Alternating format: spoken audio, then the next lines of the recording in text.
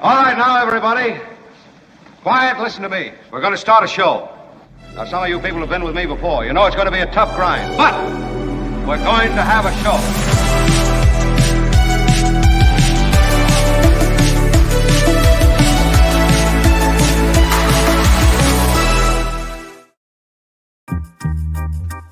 And good morning, good afternoon, good evening, hello from wherever you are on this great planet, which we work every day to destroy as quickly as we possibly can. It is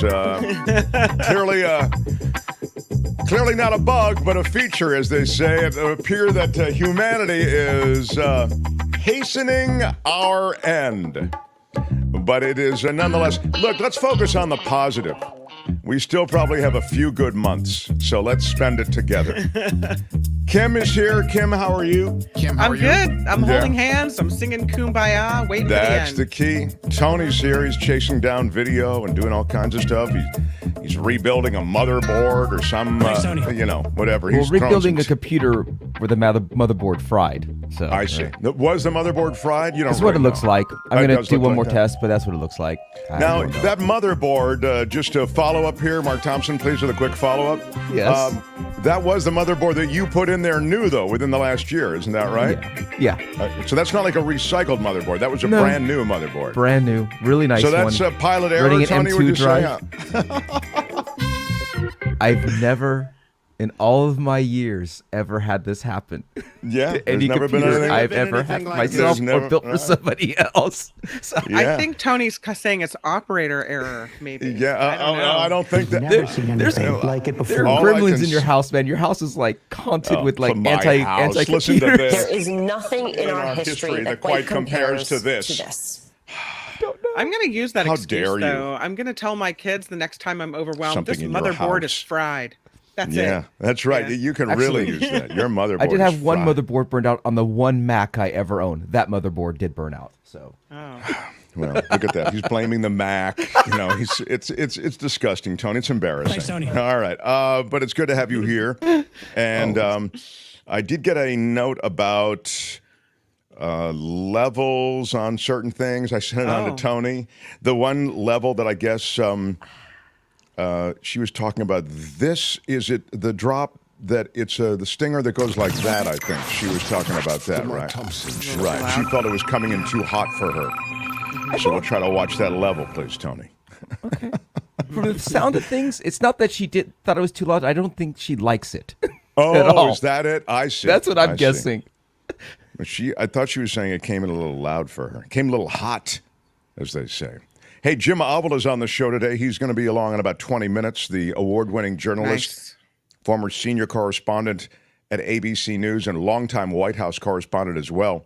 He writes a column now on media and politics, and his essential notion in his latest column is that we lack in the news industry a real sense of leadership, either from one person or from a sense of shared responsibility. I'll let him expand on that. And he says in the column, hey, this might seem like a little kind of, old man get off my lawn type column, wistfully looking back at the old days. But he makes the point emphatically, and I'll let him make it to you. And then I'll do a little back and forth because I do think there's a quality of that ship has sailed to that argument, but I nonetheless feel as though that argument needs to be heard. And I wonder if there aren't questions about media responsibility that can be integrated into that argument and into the existing landscape. There's a major labor strike going on, LA City workers on a one-day strike, and there's one threatened in San Jose for next week. There, as you know, we're in the middle of all kinds of labor stuff that I will get to and revisit here in just a second. I want to mention it as another thing we'll be talking about with David Cay Johnston, the Pulitzer Prize winner. He'll also talk Trump. He's been called a Trumpologist, and David does know Trump better than anybody else on earth. And so as Trump begins these legal challenges that go on ad infinitum, and then they get turned down, it would seem, ad infinitum, at what point does Donald Trump push the court to a place where they have no choice but to either impose a gag order or worse. We'll talk to David about that. That'll kick off the second hour. At the bottom of this hour, I want to touch base with someone whose newsletter I get regularly. She reports on animal welfare, everything from factory farming to fishing to rodeos. In this case, she does touch on rodeos. Also, she does something quite clever, I think.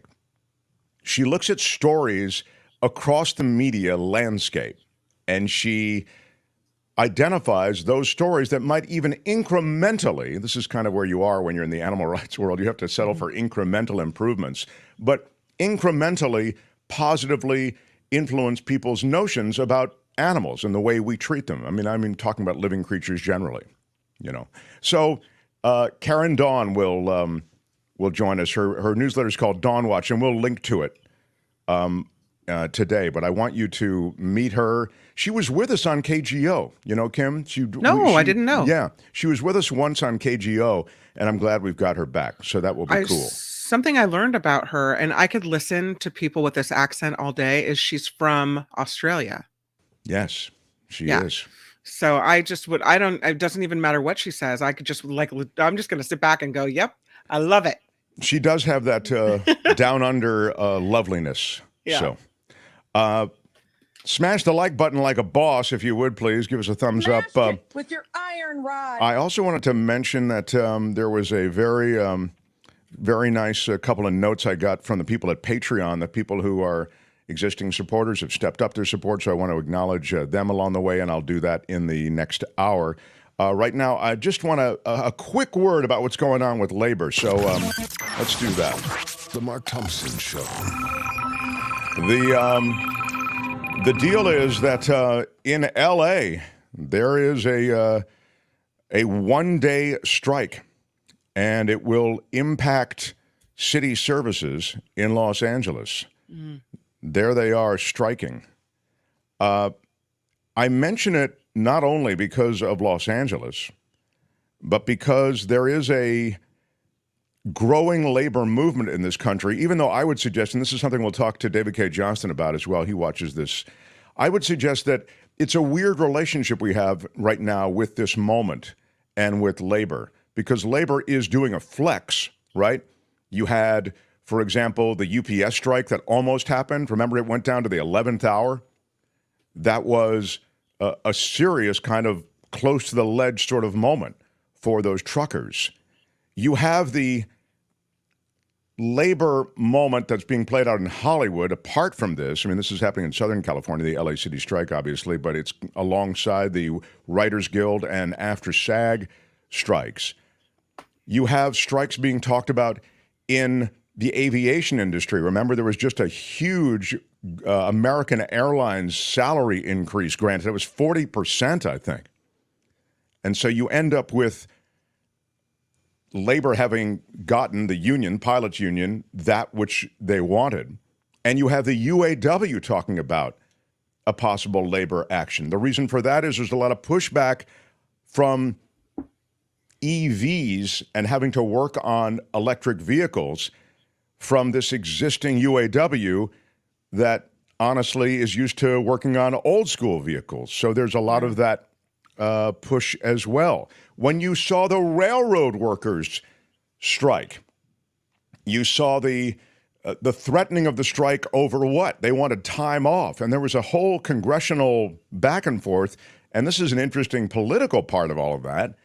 The Democrats were on the right side of that, in my opinion, right? They were for mandatory sick leave. That sick leave, you should have sick days. There were no sick days granted those railway workers. Now, there was also understaffing and a bunch of other problems, and it led to that one huge disaster in Ohio. But apart from that, you see how the politics of that, though, is sort of lost because Congress steps in and people lose track of who was on what side. The GOP, they were against the mandatory days off, and they voted against it. But in all of the wash, I don't know that that's remembered, that Democrats supported them, Republicans didn't. In other words, the relationship the Democrats have with labor may be changing. And most unionized workers in America are in the public sector. The private sector union world is constricting. It's going away. I think part of that is the massive mega merger mania that is America.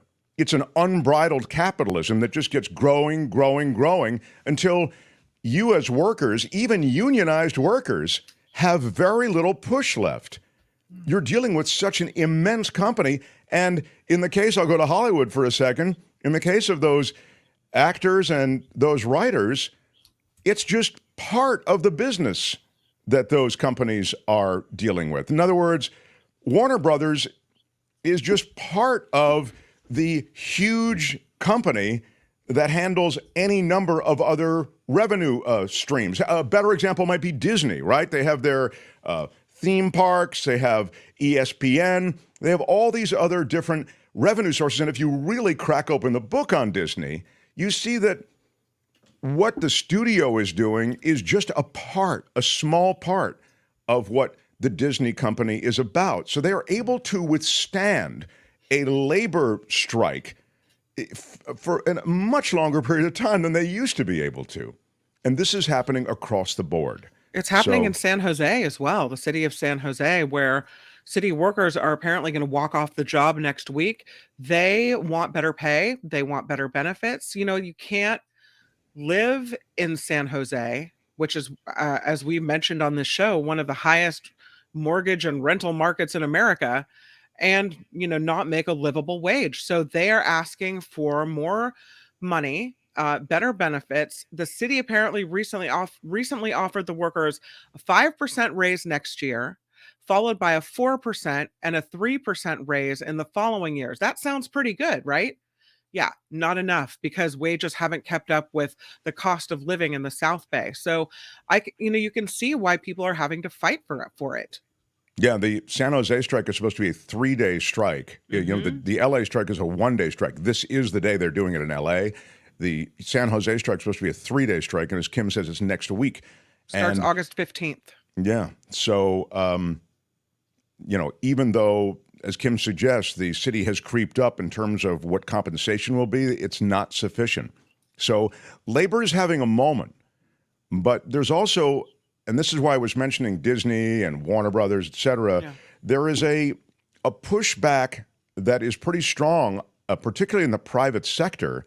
And, these city workers have a little more leverage because you can really bring a city to its knees, which is what's happening a bit in L.A. I mean, it's a brushback pitch in L.A. because it's a 1-day strike, but I'll give you there are all kinds of examples. I mean, there are gardeners, maintenance workers, all the rest that aren't going to be going to work today. At the Hollywood Bowl tonight, it's a sold-out show, and there'll be none of those guys going like that and handling the traffic. So it'll be a mess. So all these things you don't even think about. Yeah. And so, as I say, there'll be a ripple effect today, but a 3-day strike in San Jose, you are really going to notice that. And so, again, the public sector strikes, I think, can have that immediate ripple effect. The private sector strikes, we've seen it happen in, Starbucks is an example. How they voted for a strike, and what does Starbucks do? They close the store. Yeah. They literally get rid of it. So you think, well, how can they do that? Because they'd rather just get rid of it than deal with union demands. I think it's a complicated world, the world of labor right now in America.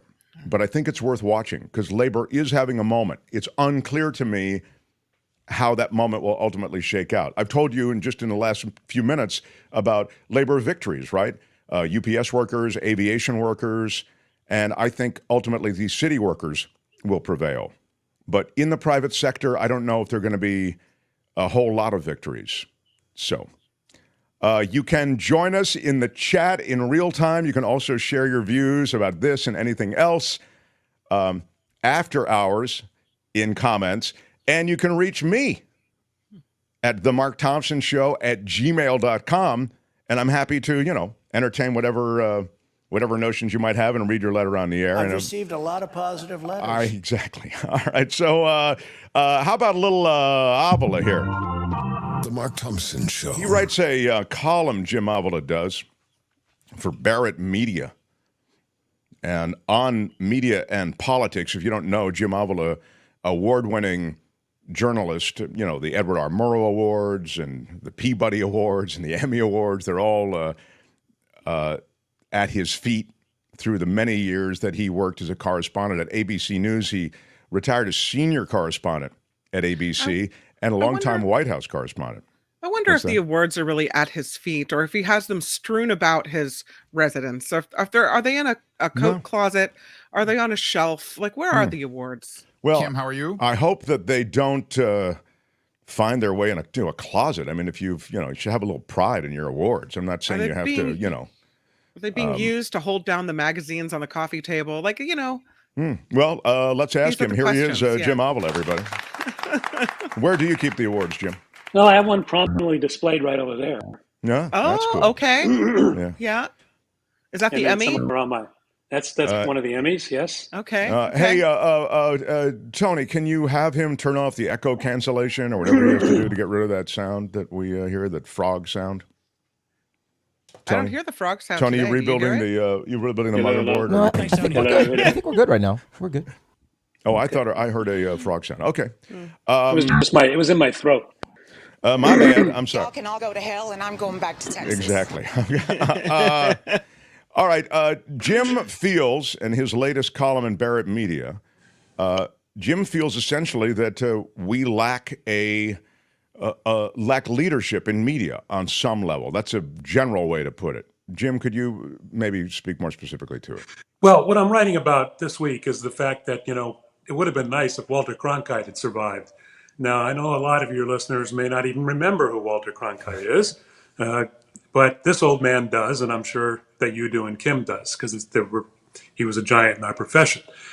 And I was thinking of the other day when I was watching when the Trump indictment came down, this one about trying to overthrow our election, and how important that was, what a day that was. Would Walter Cronkite have done 6 minutes on all the evening news broadcasts? That's what they did. They did one report, and then they had their experts, 3 of them, sit around and talk about it, another 3 or 4 minutes, total of 5 to 6 minutes altogether. I don't think so. I don't think he would have done that. I don't think the anchors, when I was a prominent journalist on the networks, would have done that. I think Brokaw, Jennings, Rather, they would have marched in to the president of the network's office and said, we're going an hour tonight, and tell the affiliates that they're going to cancel Jeopardy for tonight, and we're going to go for an hour in a special edition that really covers this historic story. And it didn't happen. Now, I've talked to people, and people have told me, well, it's because mainstream media is not the same anymore. Well, certainly it's not the same. Walter Cronkite had 20 million viewers on his show alone every night. The major networks today barely reach that, don't even reach that. They are close, don't even reach that on their altogether. But still, they reach almost 20 million viewers, and that's 10 times more than Fox does in its biggest audience. And people don't realize that. There's a lot written about cable and the wars between Fox and CNN, but their audiences are very small compared to, there's still people who sit down and watch 20 minutes of news that is straight without commentary every night. And so when a big thing like this happens, it's not for the political junkies who watch CNN and Fox. It's for the people who need to be shaken and say, okay, today is the day you should watch network news. Today we're going to give you something special. We're going to cover all the angles of this. We're going to tell you why it happened. What Trump is saying, what his allies are saying, what the Democrats are saying. Why this happened and why he's being charged.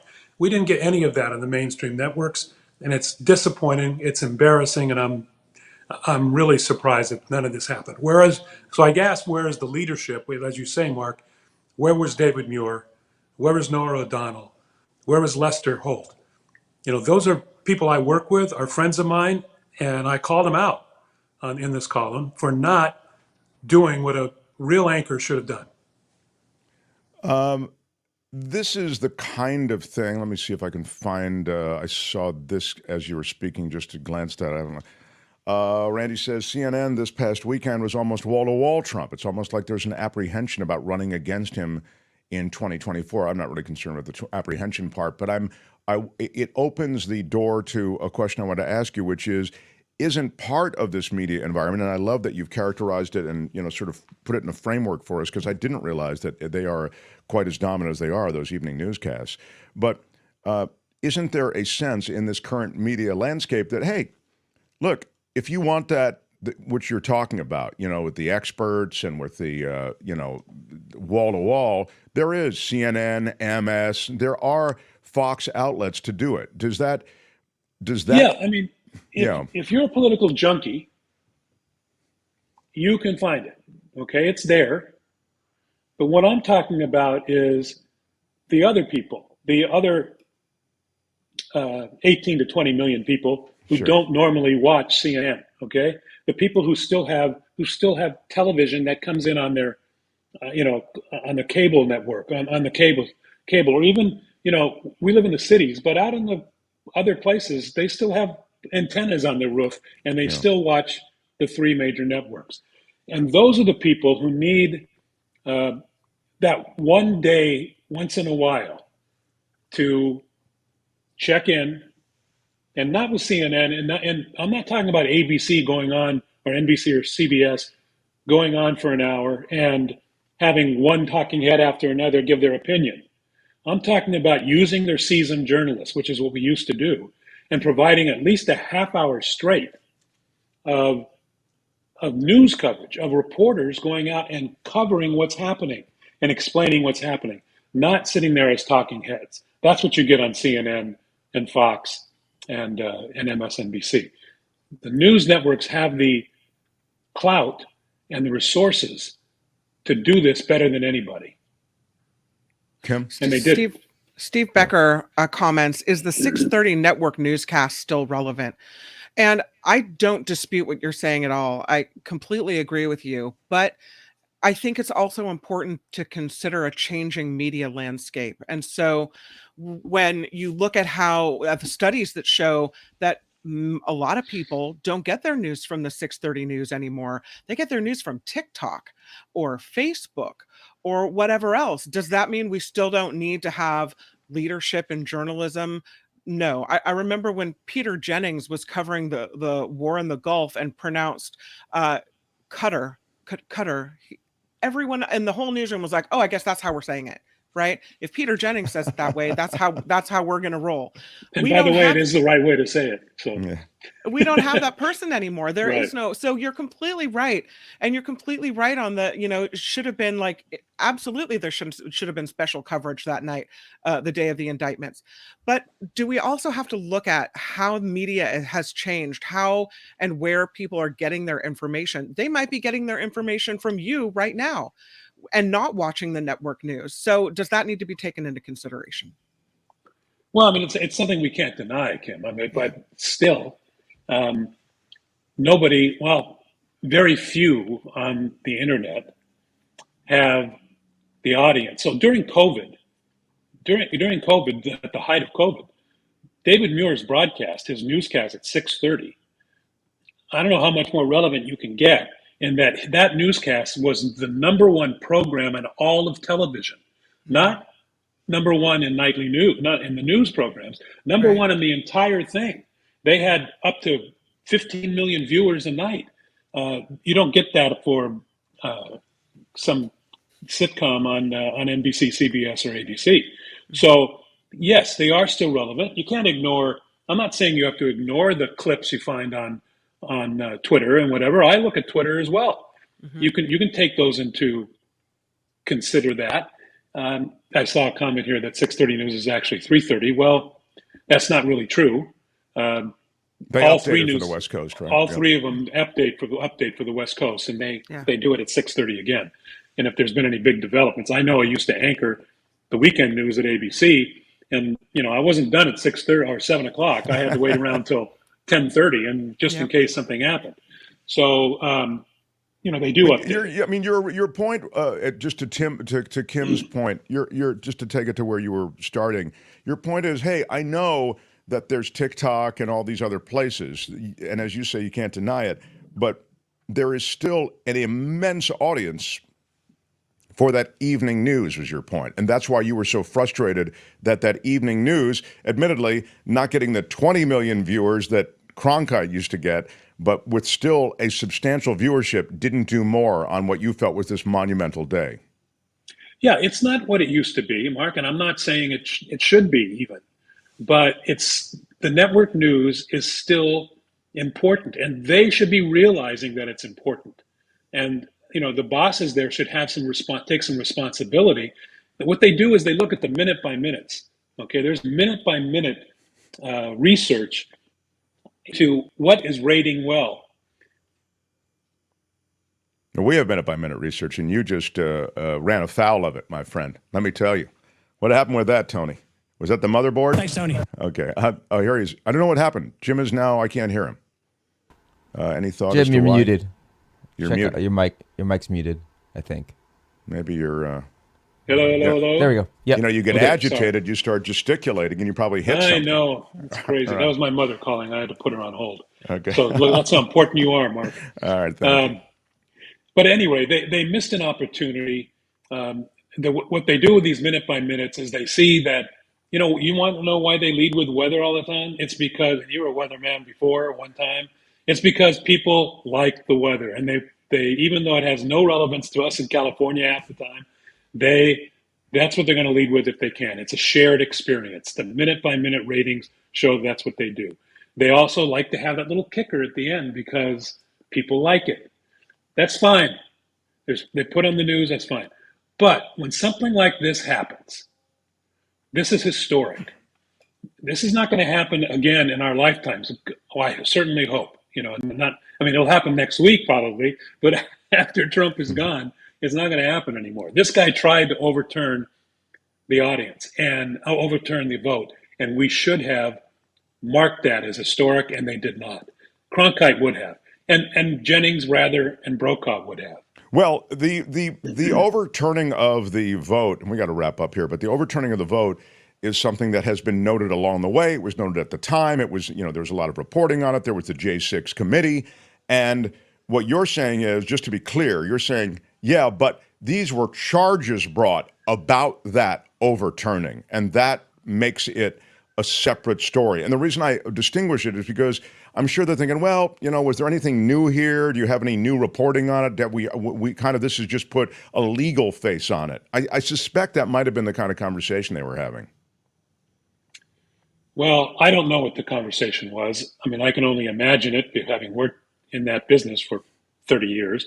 But they missed an opportunity. And right. Yes, it was. Maybe people are a little, I don't want to say they're tired of it, but they've been, they got a callus forming, right, about what's going on with Trump. But as you say, Mark, this was the day. A former president of the United States hauled into federal court and charged face to face with trying to overturn the government.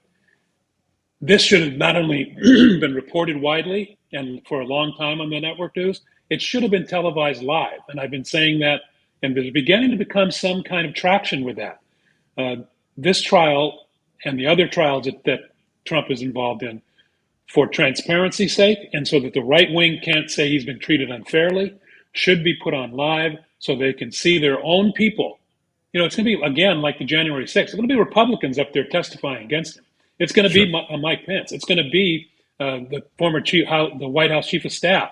It's going to be those people who are called on to testify against what he was doing. And the right wing needs to see that. Yeah. Sadly, I think that the camera's not allowed in the courtroom, sort of where we're going to be. But you're right. The drumbeat of getting them in there is getting louder and louder. We're going to link to your latest piece, and I suggest you subscribe to Avila's piece. Can a Walter Cronkite-style host emerge today? He discusses the media environment that we've just touched on, and also some of what we've just spoken of as well. Grab his columns regularly. They come out every week. And Jim, we love talking to you. We'll talk to you on Friday. We'll get a sense of, we'll just talk pure politics. Thanks, man. Appreciate it. Thanks, Mark. Okay. Thanks, Tim. Jim Avila, everybody. Yeah, right on.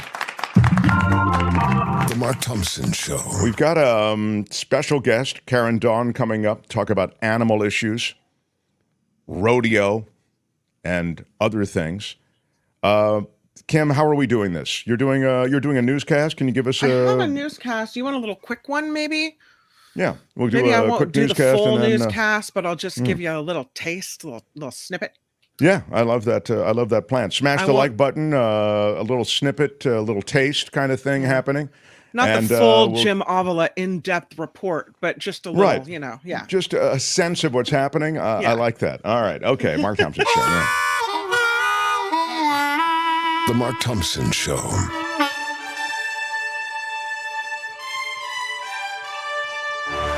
On the Mark Thompson Show, I'm Kim McAllister. How can you not? Former President Trump and his legal team fighting now to prevent a protective order from being issued in his election interference case.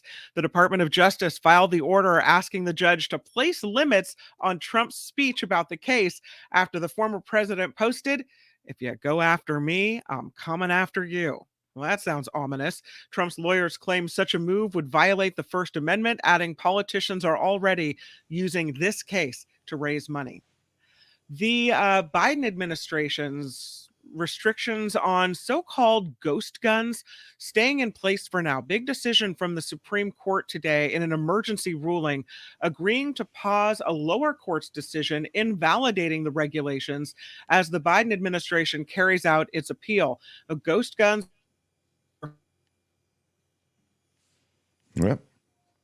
firearm making ghost guns called just weapons without serial numbers that can't be traced. So I don't know, in what context you refer to ghost guns, but the Supreme Court is saying for now, the restrictions on ghost guns will remain in place. We haven't talked about COVID in a while, but it turns out maybe we need to pay attention, dim the light switch a bit, because hospitalizations for COVID in the U.S. are on the rise for the second week in a row. This, according to the CDC, the number of people being hospitalized for COVID surged more than 12%, but in nearly half of U.S. states, the spike is a lot higher. Many states across the country say more than 20% increase they're seeing. New Hampshire had the biggest in a single week at 96%, almost doubling the previous week's number. So supposing you brought the light inside the body, which you can do. Yeah, well, that's maybe something that we'll research again now that the numbers are rising. I bring this last story up because I want to throw it out there before you introduce Karen Dawn. And I know you have a lot of problems with what Elon Musk is doing with this brain chip startup Neuralink. Absolutely. He has raised $280 million in funding. It comes after the company got federal approval for human clinical trials.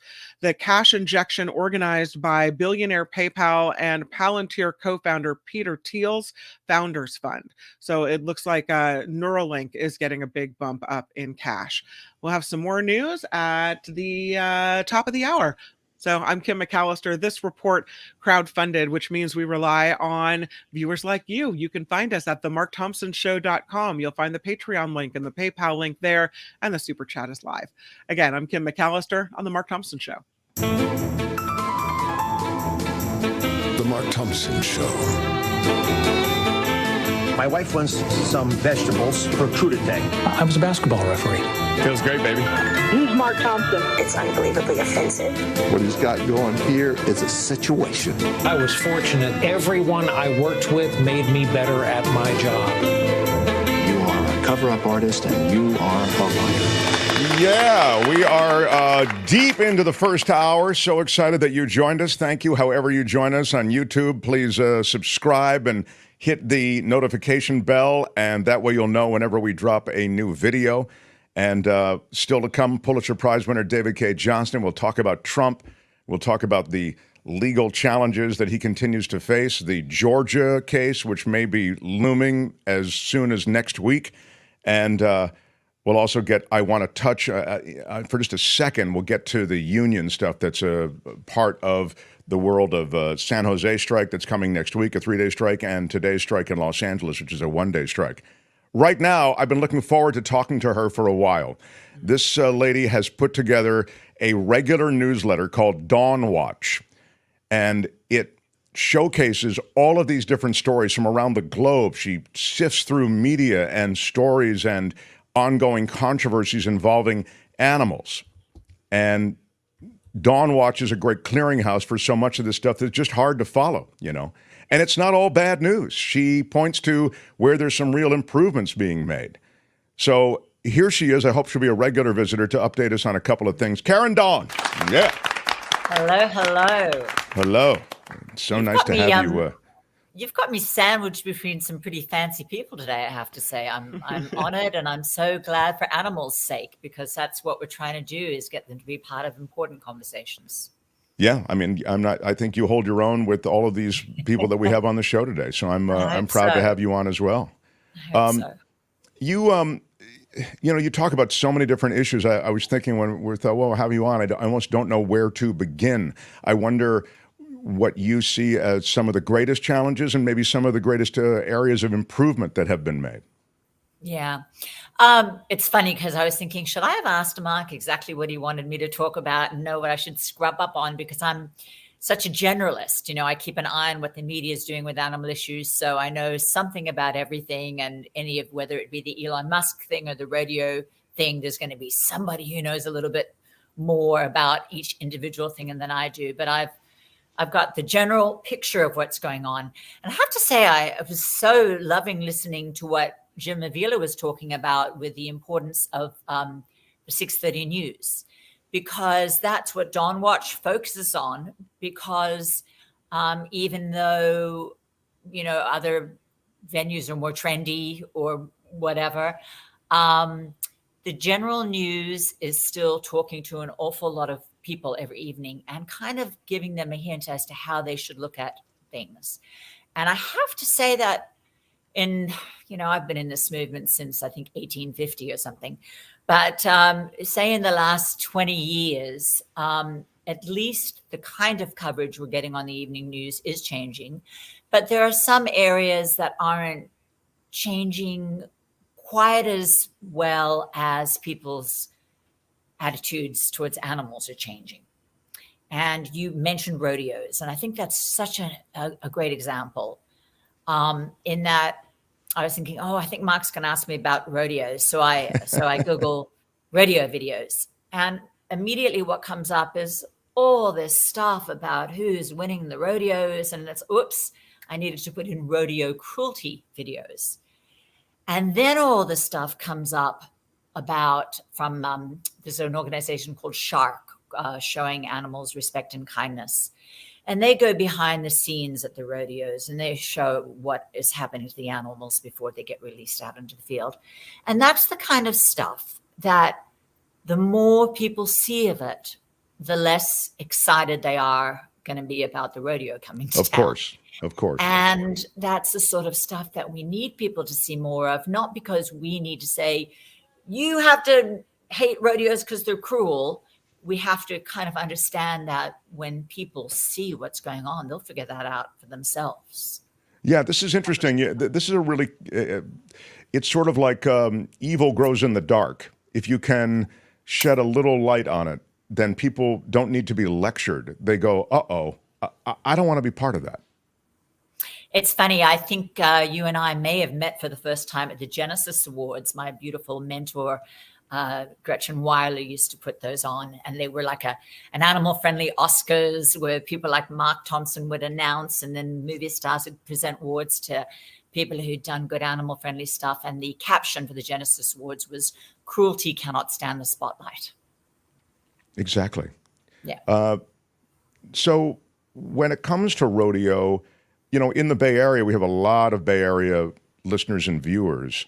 There it is, Dawn Watch on screen, and you can go there, dawnwatch.com, and subscribe. But in the Bay Area, there was some coverage about rodeo because they were trying to, as you're well aware, change some of the events associated with rodeo. They were trying to change some of the aspects of that specific rodeo. It was in the East Bay, as I recall. So it was like maybe the Oakland City Council or Alameda City Council that met.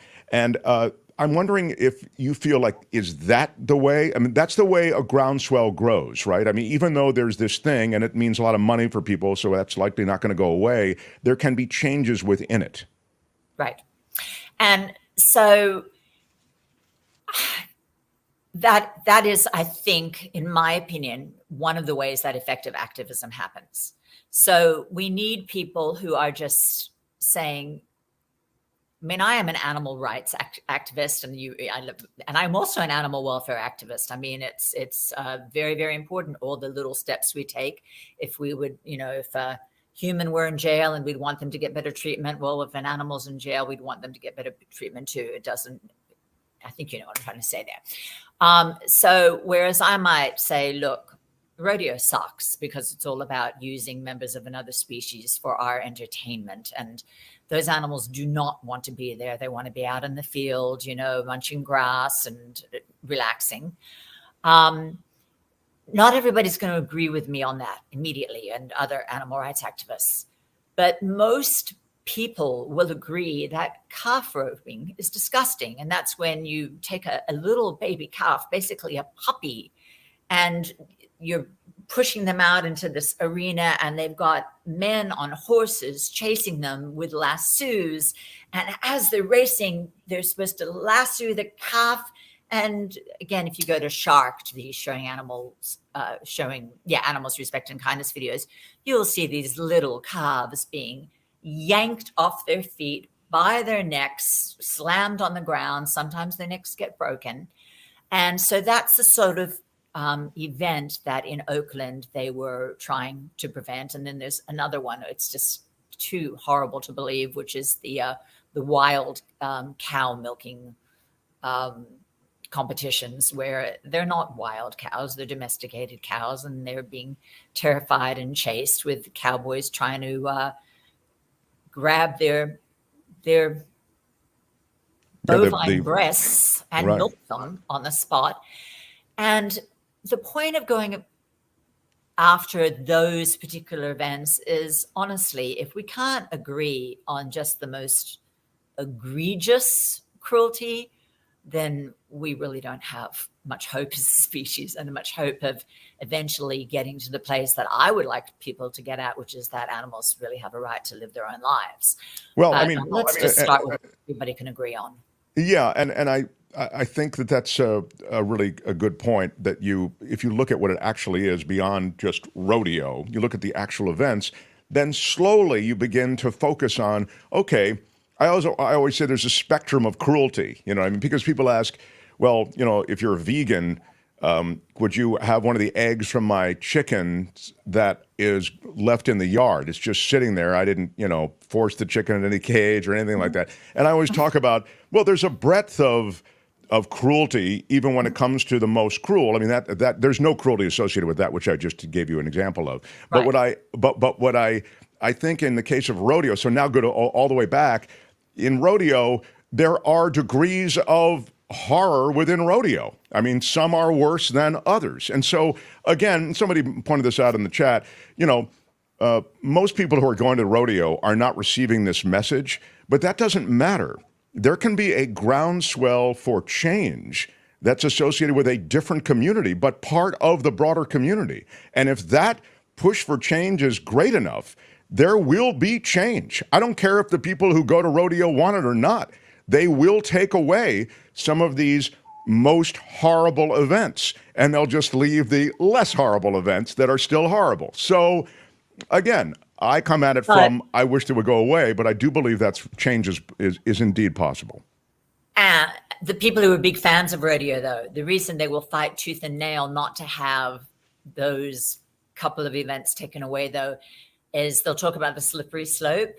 And they are right to talk about the slippery slope, because when you focus the spotlight on events like calf roping, and you get people over to the Shark website to look at calf roping, or to, you were talking about the Bay Area. Eric Mills is the most wonderful anti-rodeo activist, and there's a film online called Bucking Tradition, 8 minutes long. It'll tell you everything you need to know about rodeo. And if you get people just to look at these one or two events, well, they can't help but start to look at some of the other events as well. And none of it's very good. So I don't blame the rodeo folks for fighting for holding the line. Yeah. There it is. Huge in Japan. Chip away at the most horrible, and eventually everything is gone. So there it is. And thanks to Karen Dawn for your efforts. I want maybe in our next conversation, which we will have, I'd love to have you return. And I wonder maybe if you can just give me a state of the state in a broad way. I wanted to talk about this, another area where I feel as though there has been a lot of great progress made. And there has been an awareness and an awakening. And that is in the treatment of marine mammals that are put in tanks for entertainment. You know, I think we look at the orcas and we look at the entrapment of these creatures and how they're left to, almost starve so that they'll perform tricks for these dead fish. And they swim around in this bathtub all day. I think we now look at that with kind of in the way that I've just described it.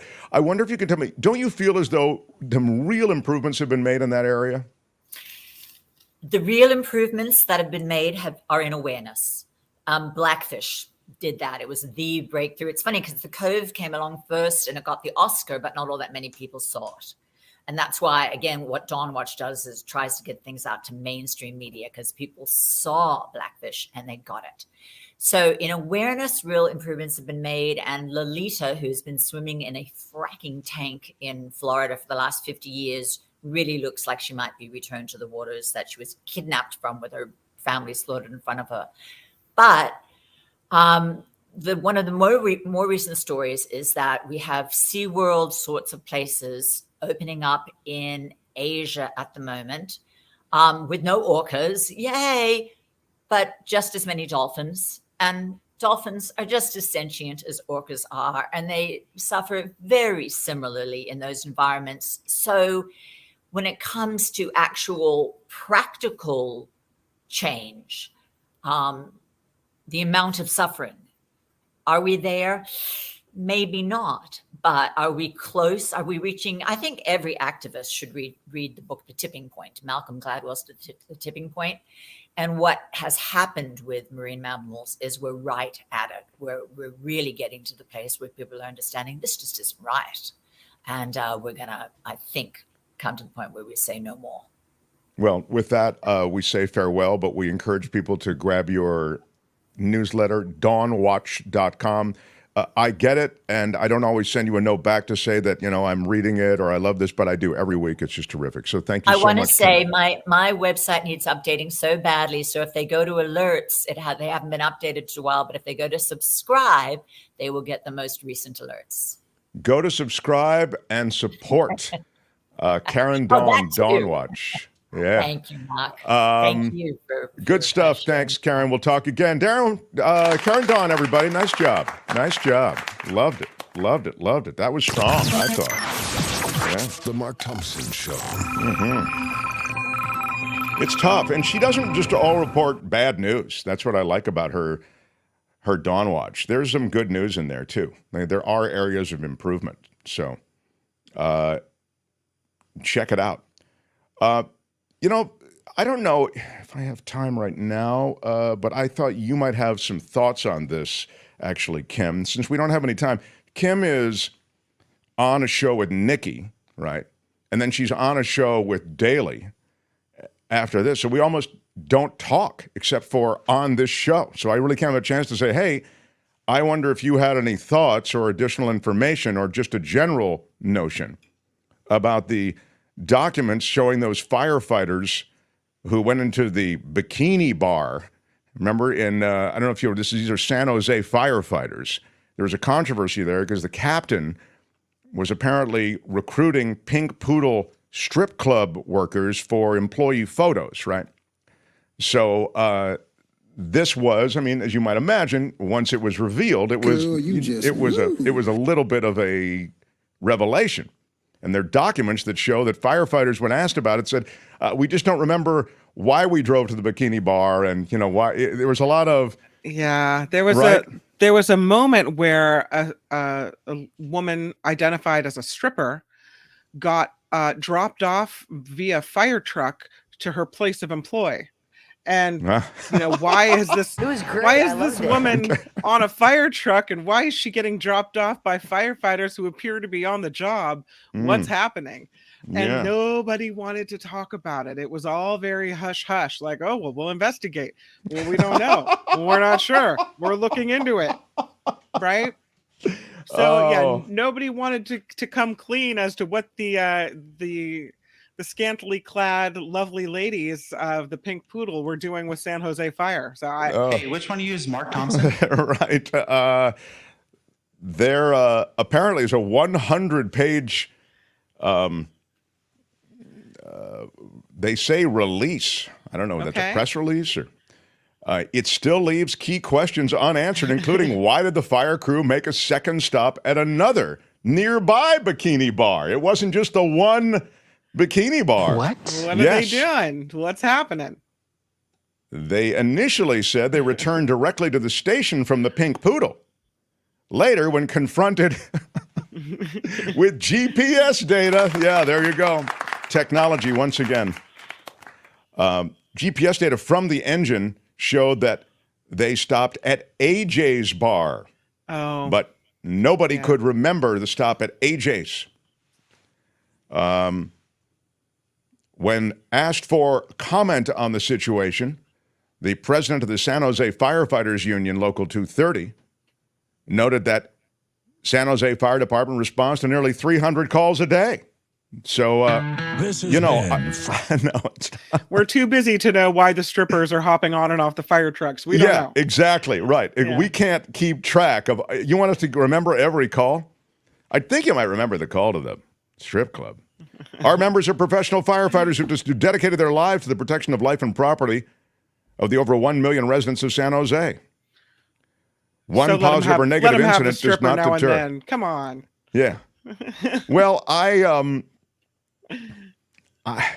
don't know. I'm wondering if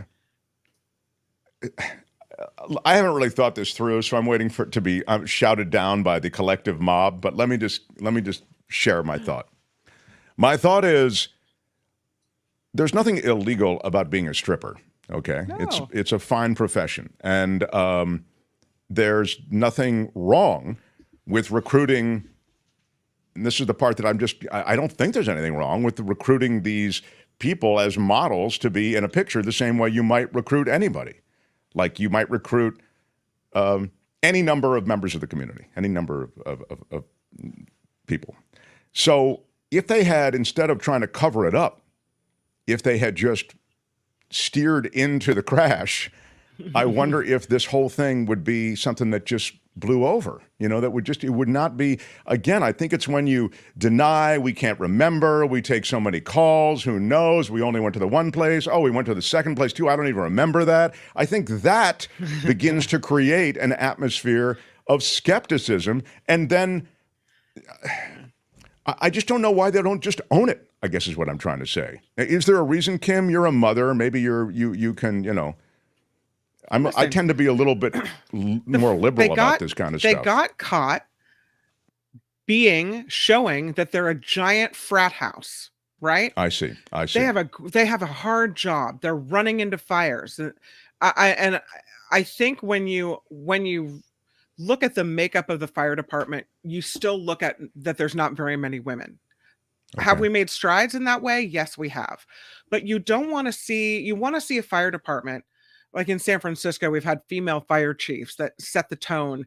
And even then, there's still this kind of aura of a frat house. They live there. There's a bunch of guys all hanging out together.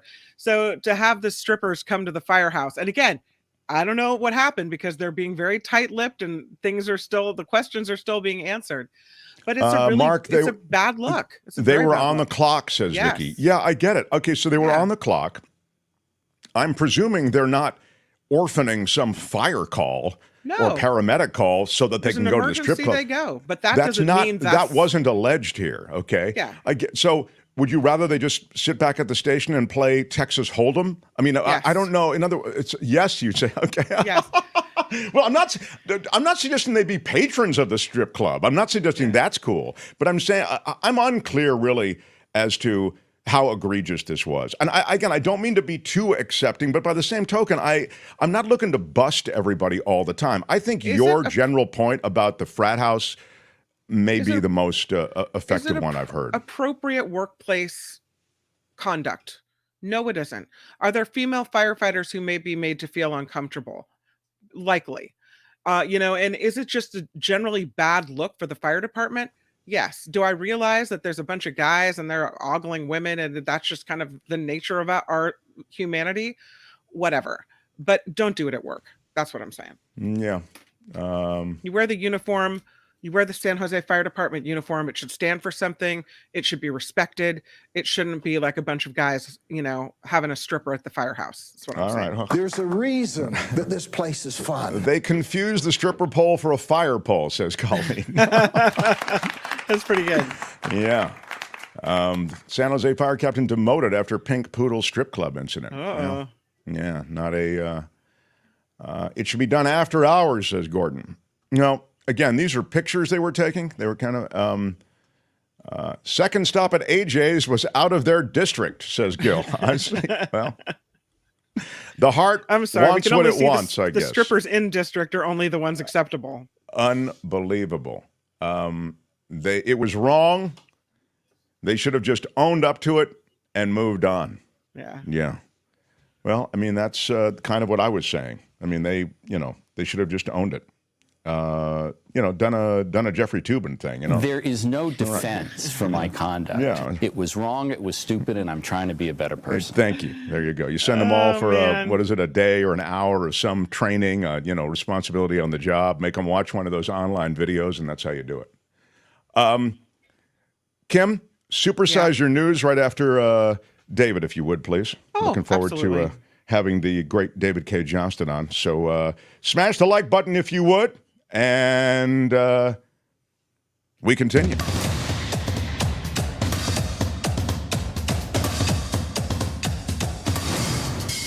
The Mark Thompson Show.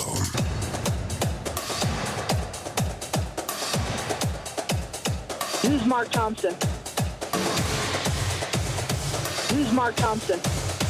Who's Mark Thompson? Who's Mark Thompson? Who's Mark Thompson? Who's Mark Thompson? Who's Mark Thompson?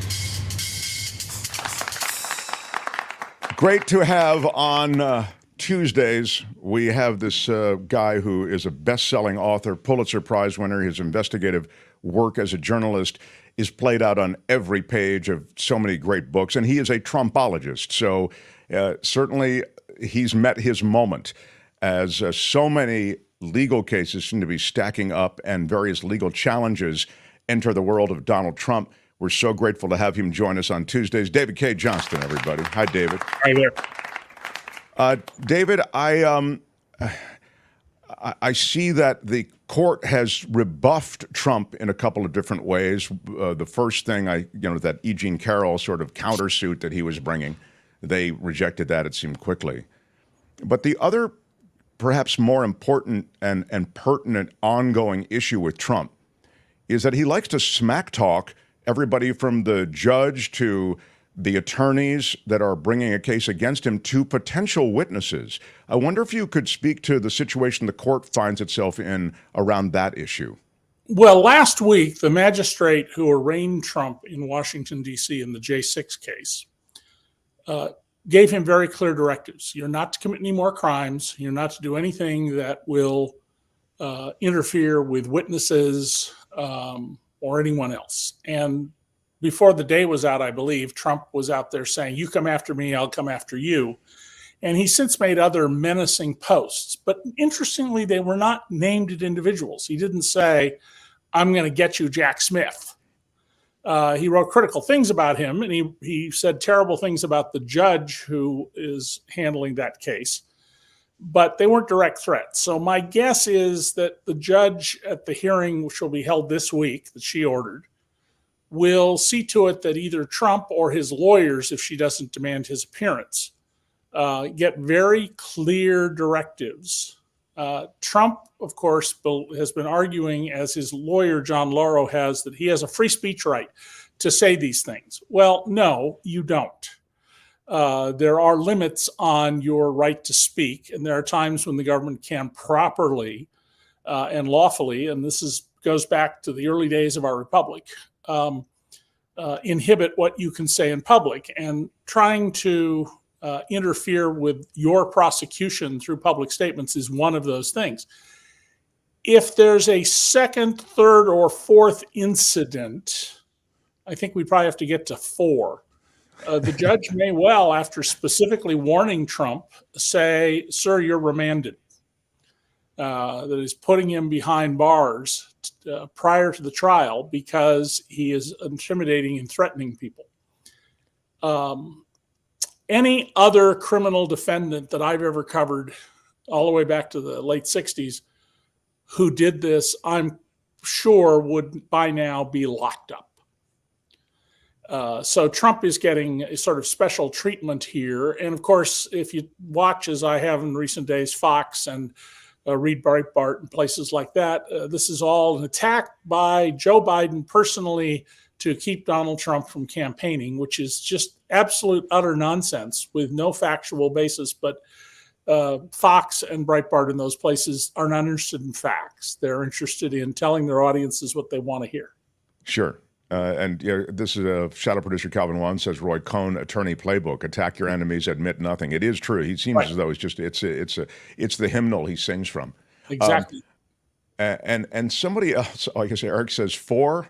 And so you said 4. That shouldn't take too long. He says, I think the judge in this case, who is a very tough judge, who runs a very move along courtroom, is going to be careful about this. She's going to make sure she has a record that is unassailable if she's going to remand him to custody. And there is some constitutional issue here. I mean, Trump should be able to run for president. He should be able to say, I think the prosecution is unfair.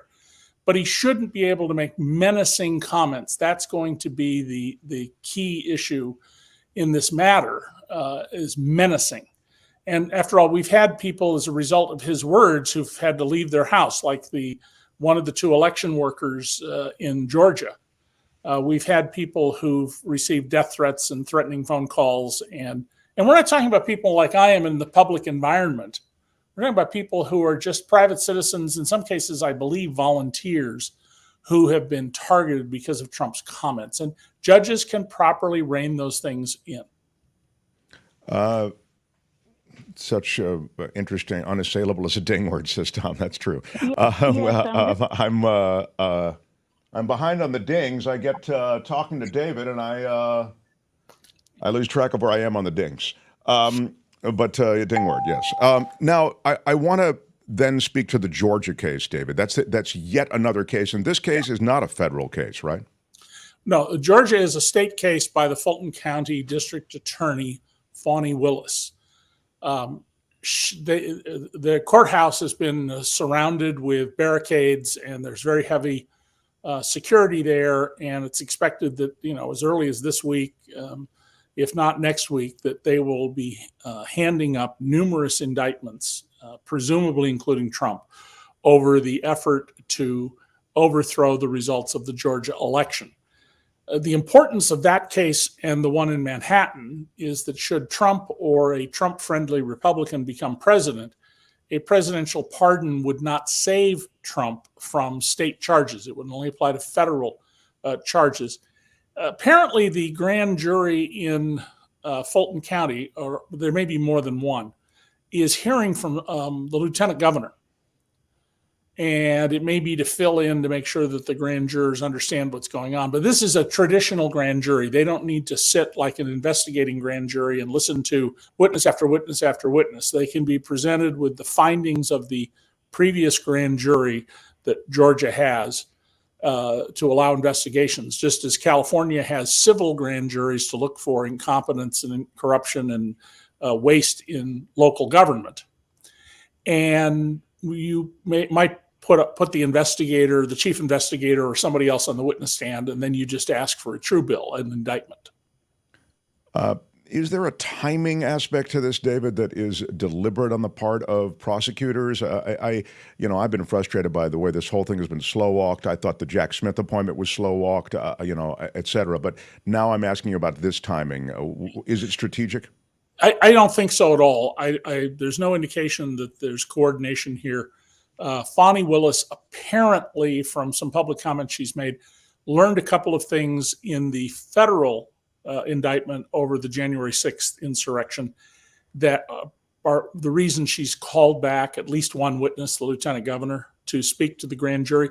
But there's no indication that they're paying any attention to anything but the criminal cases here, and they should not. There are reasons to be absent from a trial or to get a trial delay. You're in the hospital.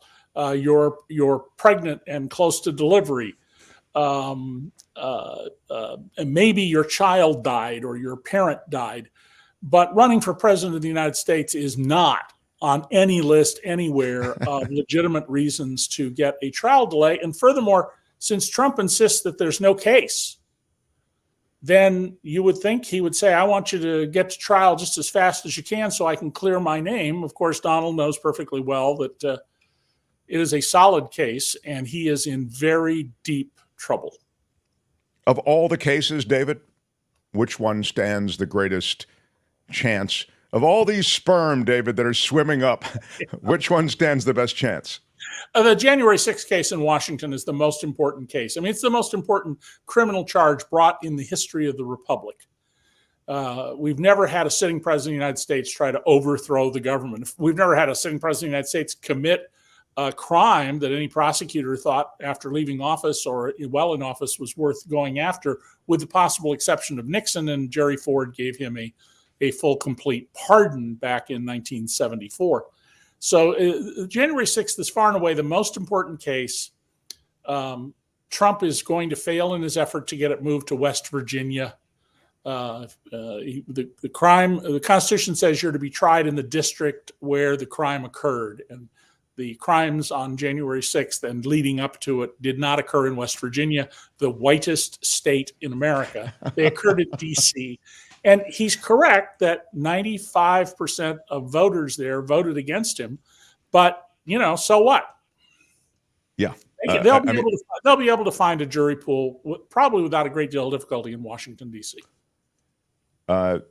This is interesting. Just to share a couple of thoughts. Deirdre says, I blame this current situation on McConnell. He had the chance to indict him in the second impeachment. The Republicans on January 7th got it right. Both McConnell and McCarthy went after Trump. And then after having a spine for about 24 hours, they went back to being jellyfish. So yeah, now you wanted to talk about the strikes? Yeah. I had mentioned to David earlier this morning that I wanted to touch on the strikes because I feel as though labor's having a moment in America. There's a 24-hour strike among city workers in Los Angeles. There's a 3-day strike planned for next week in San Jose. There have been big labor disputes. As you know, the aviation pilots got a big increase because of a strike threatened there. The UPS strike, which was threatened and went to the 11th hour, they just averted a strike with them.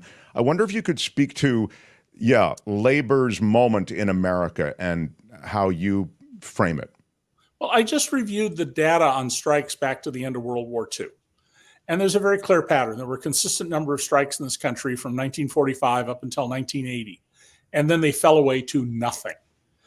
In 15 of the 23 years in this century, the share of all working hours that were lost because of strikes was so infinitesimal, it's just an asterisk.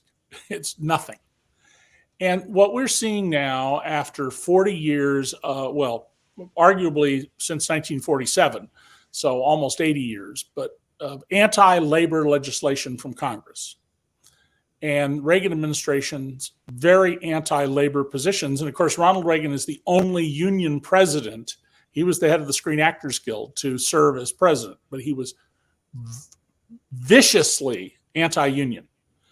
there was hardly any point in striking from 1981 forward because the whole game was rigged against you. The rules on strikes, the National Labor Relations Board's makeup, was no point. Now you have the most pro-union president in American history, Joe Biden. And combined with that, you have workers who have been held back. If the share of pay going to workers in the economy had remained the same since 1973, workers would have gotten $48 trillion more income over the last half century. $48 trillion, even spread over a half century, that's an enormous amount of money. And so the biggest strike, of course, the one that makes it statistically significant that we're having strikes, is the Screen Actors Guild and the Writers Guild. And that puts all sorts of people out of work. One of my children, who does lyrics for movies, not going to happen for a while. And at the same time, there are real economic issues going on here. San Jose, where two of the unions plan to pull a brief strike. One of the online news organizations there, San Jose Spotlight, told about a zookeeper who makes $27 an hour. That's $56,000 a year. And she lives in her van. And I don't mean some van you make it up. It's a place you can live in, an RV sort of van. Her gross pay is $4,600 a month. The average rent in San Jose for an apartment is $3,300. It's $3,000 in round numbers. San Francisco is $3,300, 10% higher.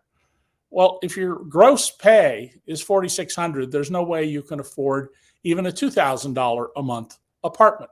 So there's a real fundamental problem here that we've had years and years and years of not raising wages and eating away at people's wages through things like healthcare used to be on top of your wages. Now it comes out of your paycheck. Pensions used to be on top of your salary or your hourly wage. Now your savings through a 401k, it comes out of that. And we need to have a significant adjustment. The upside, the benefit to all this is, if more people in America have more money to spend and a propensity to spend, that's economic talk for, they're not like billionaires who $1 million a week comes in and they just stuff it in the mattress, buy more stock or more real estate or whatever, but they're going to spend that money. We'll all be better off. There will be increased economic activity. And the Biden administration gets this in a way that even the Obama administration, which was very cautious about these matters, did not. I think I've said on your show before that you can make a plausible case that Barack Obama was what we used to call a liberal Republican when he was in the White House, because he thought that was as much as he could get from Congress. But Biden is all out doing, here's what I said we're going to do. We're going to have all this fixing up of our infrastructure that's making us look like a third world country. We're going to support workers. We're going to enforce worker safety laws. We have a piece at DC Report right now by Jordan Barab, who was the former deputy director of OSHA, about how I think it's American Airlines, but one of the big airlines tried to basically cover up an accidental death of a worker on a runway by trying to call it a suicide.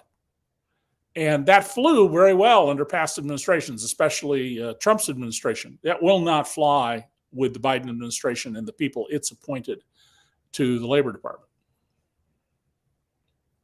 Such a great points all. I was noting earlier, David, last hour, that just kind of talking about the fact that we were going to be talking more about it, that unionization has really become a public sector thing more than a private sector thing. I was trying to draw a line between mega mergers and these companies that are so massive that they can withstand a labor movement strategy of strike better than in the old days. I wonder if you can speak to that. There's only 6% of workers are unionized in the private sector.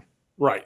And at the peak, it was around 37% around 1973. That was the year of highest concentration or density. When 37% of workers belonged to unions, 80% of workers benefited. Most famously example of that is the Los Angeles Times in every job category, janitor, telephone operator, cafeteria worker, as well as journalist, paid by far the highest wages in town, which allowed them to cream the market, and they didn't have to worry about anybody trying to organize a union. But now that we have all these oligopolies where there's one or two or three players in a market, it's very difficult. And here's the fundamental error I think we made with the unions. In Europe, unions are generally by industry. When that notoriously famous leftist, General Douglas MacArthur, was the American proconsul in Japan. For those who aren't watching Mark and I smile, we both understand that I'm being satiric here. Yeah. He had his staff draw up a constitution for Japan after the emperor acknowledged he was not a living god. And that constitution required unions. And the theory MacArthur had is that workers would be better paid. They would have institutions to stand up for them to business and to the militaristic interests in Japan. And you were likely to have an enduring, peaceful society. But the unions are by industry. So it isn't that, there's a union at Honda, but not one at Toyota. In America, we have car plants with no unions, and then we have ones with unions. No, it's the whole industry. And if you do this by industry, then you end up with level playing fields. And one last thing, the University of Minnesota did a study around the turn of the century. And they compared 625 companies that were in the same business and roughly the same size over a 30-year period. And half of them, 625 of them, had unions, and half of them did not.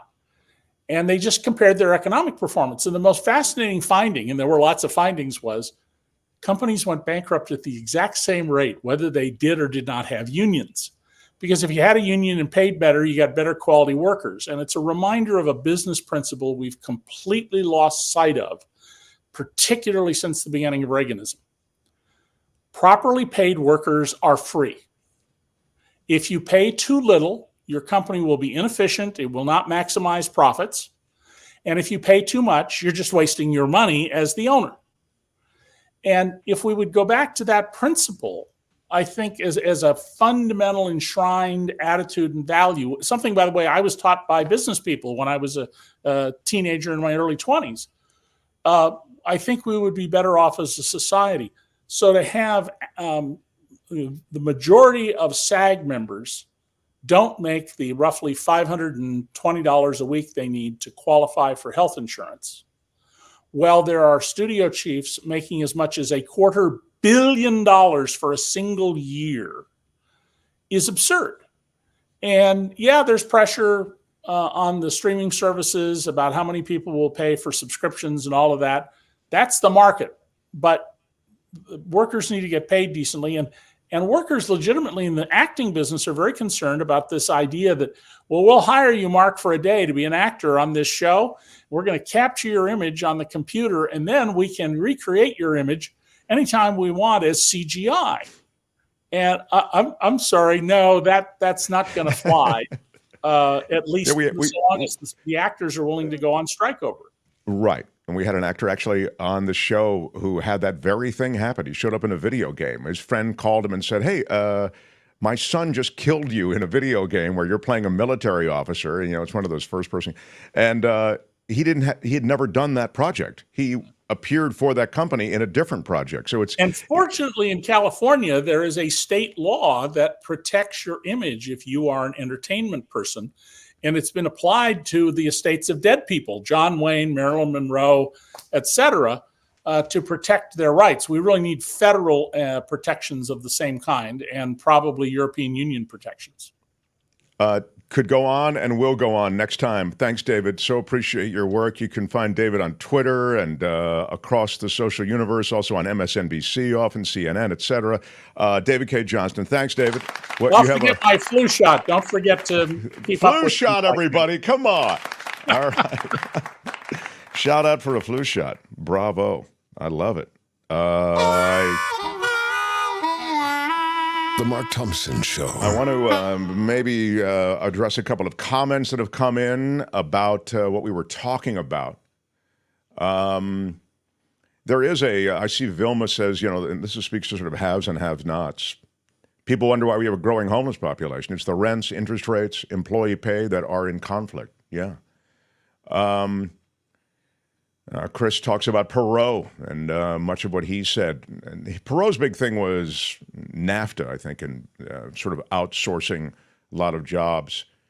Anything else I need to see?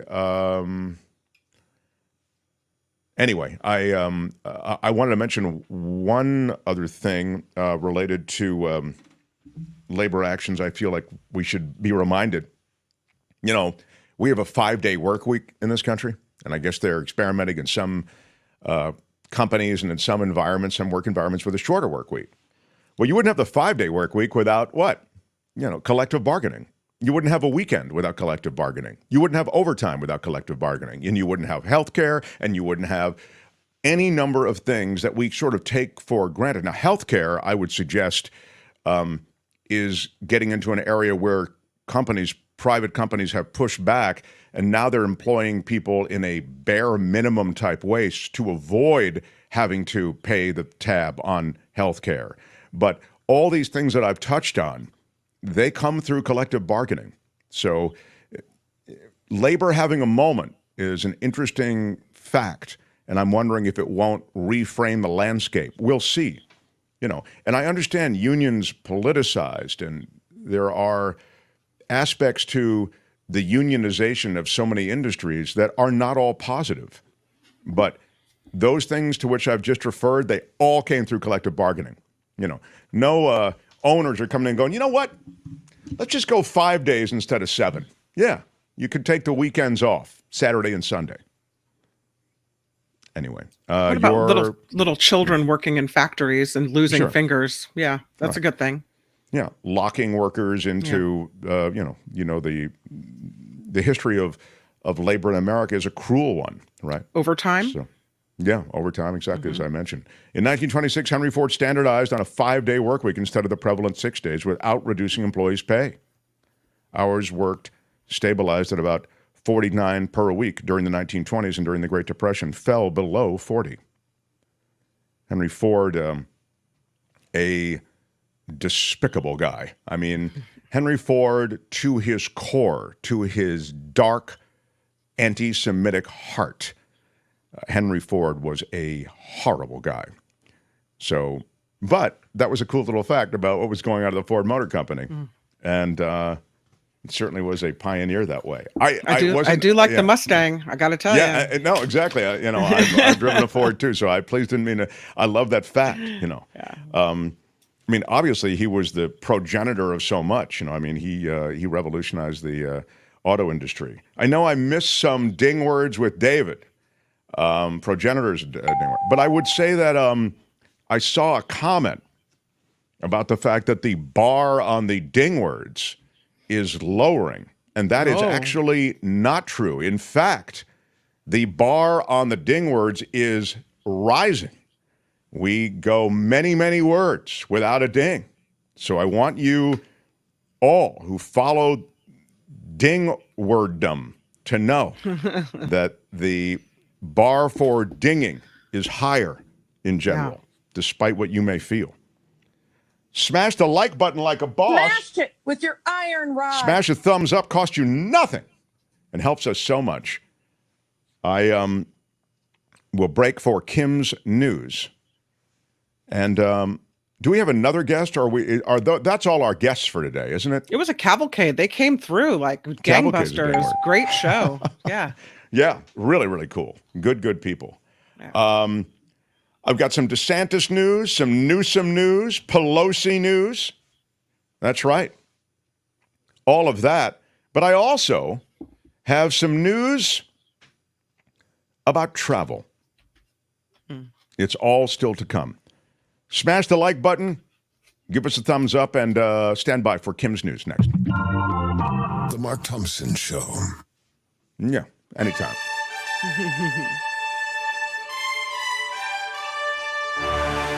On the Mark Thompson Show, I'm Kim McAllister, and we begin this time around with President Biden, who is taking action to protect nearly 1 million acres around the Grand Canyon. During a visit to Arizona today, President Biden designated the area a national monument. The move protects the land sacred to Native Americans in the region and permanently bans new uranium mining. The president calling the area a birthright passed down from generation to generation. For the fourth time since launching his 2024 bid for the White House, former President Donald Trump will be in New Hampshire today. Here he is, looking all patriotic, right? The former president set to appear at Wyndham High School this afternoon for an event that's open to the public. His stop comes amid a flurry of recent legal troubles, including being indicted on charges related to his alleged attempt to stay in office after losing the 2020 presidential election. Many Los Angeles city services impacted by a one-day strike today. We've heard Mark talk about this here on the show this afternoon, but starting this morning, as many as 11,000 city employees are protesting what they call the city's refusal to bargain in good faith. The strike affecting trash pickup, access to public swimming pools, routine services at LAX, just to name a few. This marks the first Los Angeles city worker strike in 15 years.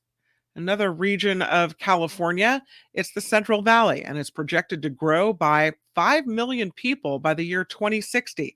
That according to new data from the California Department of Finance, which uses the data to plan for the future. As housing becomes less affordable in cities, as people continue to have fewer kids, they're likely to move to more affordable places in the state. Areas like Fresno, Merced, Madera, Sutter, Yuba, and Yolo counties are expected to absorb the greater part of that exodus, but the overall population is expected to stay about the same, just under 40 million. Police in Montgomery, Alabama say one person has turned themselves in and 2 others are expected to do the same. See if I have the picture. Yeah, there's the fight. Wow. In connection with this brawl at a river dock, the video of the fight that happened Saturday went viral on social media, showing a black co-captain of a riverboat being attacked by a group of white men after police say he'd asked them to move their boat from a reserved space. So what you see here is only 3 men involved in the initial hitting, the initial punches being thrown. But this fight involved multiple people all over the dock. And the minute punches were thrown, everybody got involved. So again, and I guess he wanted to move the boat because there was another boat that had to dock there. Isn't that what happened? It wasn't like he was just and I think he was on a commercial boat, this co-captain, and it was the official docking place of that boat. So this is where he needed to put the boat. And there was some other random boat, pontoon boat, private boat parked there. And they wouldn't move it. Yeah. They weren't supposed to be. And they got all aggro about it, and this big fight broke out. So and you have to ask yourself now, they have issued 4 arrest warrants. One person turning themselves in. Is getting this angry over this type of thing, is that worth it? You know, now you of course it's not worth it, but they shouldn't have been parked there to begin with. Again, it turned, I think, into a black-white thing a little bit. I mean, it sure looked that way anyway. Sure. There was no one restrained. As somebody points out here, a woman kicked the black guy who was on the ground, who was just really trying to do his job. I think he was really just trying to clear that spot so that the other boat could dock. I mean, it was really so there was a racial element. It was all ugly. It was ugly on top of ugly. Yeah. Yeah, it was really bad. So now again, the arrest warrants issued and one person has turned themselves in. Let's go to New York, where the situation with migrants has people really upset. Some New Yorkers are saying the mayor is choosing migrants over kids as its immigrant crisis continues. The city running out of space. So Mayor Eric Adams says the immigrant tents on Randall's Island are going back up on the soccer fields there. That's why the clash between migrants and children. So they're taking up the soccer fields to put up the tents to house the migrants. Youth Soccer League is complaining, saying the fields are meant for kids. So yeah, big clash there. Speaking of migrants, look at this. I did not know until I saw this picture that Trump's border wall extended into the Pacific Ocean here in California. I mean, it seems a little silly, doesn't it? Well, it's coming down. The southernmost portion of the U.S.-Mexico border wall is being torn down. This section of border wall that extends into the Pacific Ocean and runs through the binational garden called Friendship Park began the demolition and replacement process. Parts of the wall had been standing for apparently more than 50 years. So before Trump, right? They're apparently showing signs of corrosion and deterioration. After years of delays from the pandemic, renovations started last week on Friday. Photographers worked pretty quickly to document the extensive murals on the Mexico side of this wall that expressed thoughts on the U.S.-Mexico immigration situation. And again, you can see here they're tearing this wall down, but they are going to replace it with a different type of fence. So wow, that's just messed up.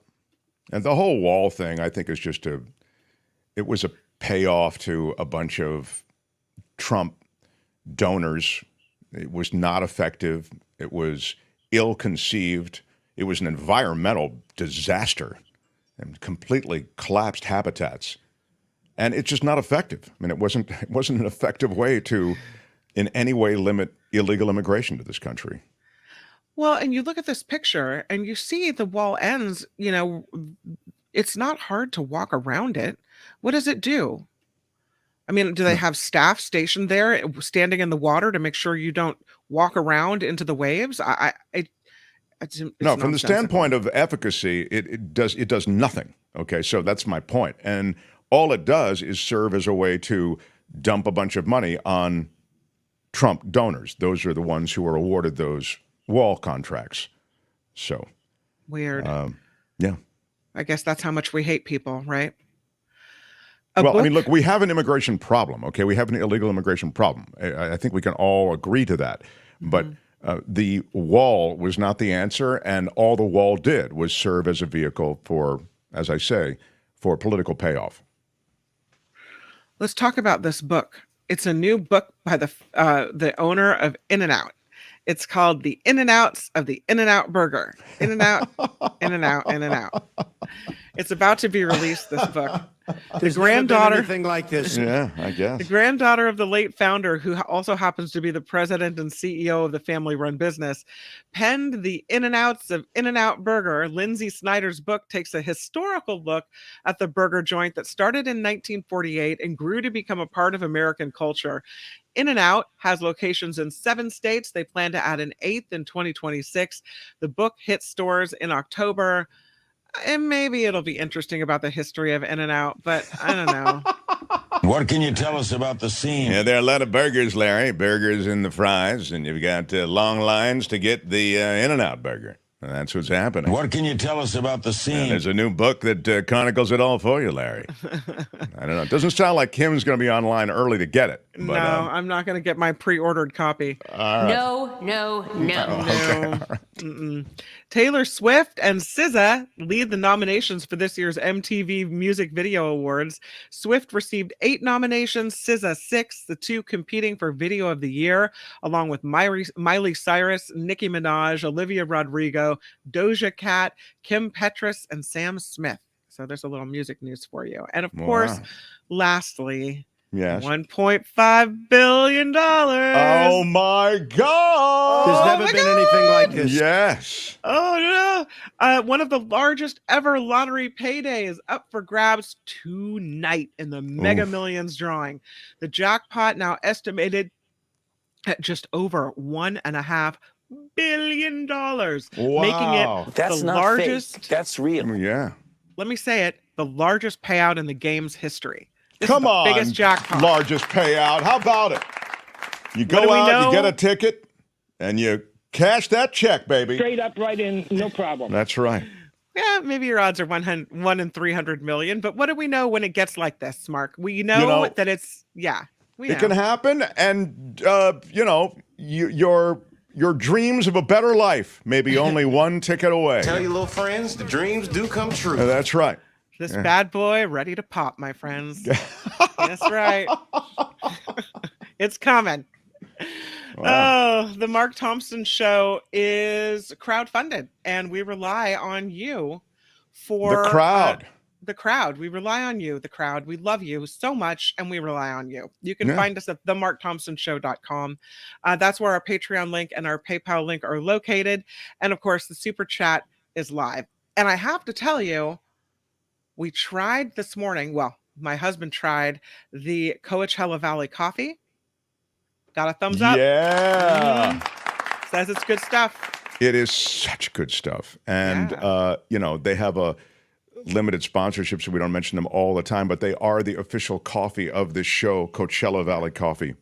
And if you go there, you'll see what I consider the best coffee in the world. And I'm not just saying that. And I have spoken before about how seriously I take coffee. So when I say that, I mean it. And what we've done is made a deal with them so that we can get you a little bit of a discount. So you can order whatever you want and as much as you want. In fact, you can see at CoachellaValleyCoffee.com. And when you check out, use the code MARKT for 10% off. And here's what I was going to say. In fact, I think the best value, find the coffee you like that you think, oh, that's got hints of this and hints of that. They have very good descriptions of all the different coffee they have. All the tasting notes are there. So find that which you want and get a couple of pounds of it or a 5-pound bag. I think the best value, and then use the 10% coupon to get 10% off that number. And I think that's probably the best value going forward. So again, it's CoachellaValleyCoffee.com, and when you check out, there they are. And you see all the different kinds. They're, use the code MARKT for 10% off. They sustainable coffee businesses. The growers are for the most part female-run businesses. The women run these businesses, oftentimes with seed money from Coachella Valley, from the roaster themselves, and they hand roast all the coffee. So you'll notice it, you'll see it, and you'll appreciate it. Again, CoachellaValleyCoffee.com. When you check out, use the code MARKT. Get yourself that 10% off. That's right. Good times. I mean, it's not winning the lottery, Kim, but it's something. No. I mean, it's something. It was great. I loved it. Yeah. All right. Dreams come true. Tell your little friends, the dreams do come true. Now, let's just move on. Can we? That's a wrap on the news, people. That's it. Oh, you don't want to say I'm Kim Callister or whatever you say? You do that thing. Well, I was going to say it, but now it's awkward. I don't know. It just doesn't feel right. I don't know about Kim, how are you? I guess she's awkward. It's a very strange... all right, well...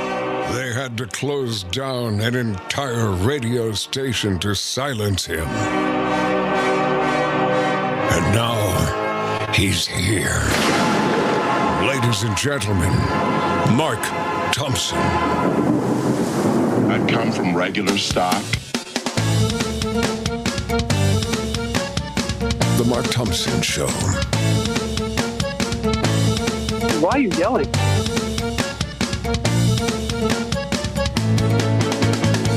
That's not fake. That's real. I would like to thank a great woman named Ginny Thomas. Who's Mark Thompson?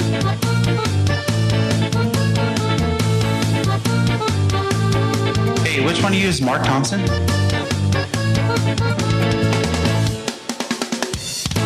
Yeah, what up, everybody? It is our big Tuesday show. Thank you for being here. If you're just joining us, we covered the Bikini Bar in San Jose, the firefighters. We've covered any number of questions around L.A. workers, city workers taking a strike for one day to send a message. We've talked about the San Jose strike that's coming up for 3 days next week. We've talked about Trump. We've talked about his court cases. We've talked about rodeo and the world of animals.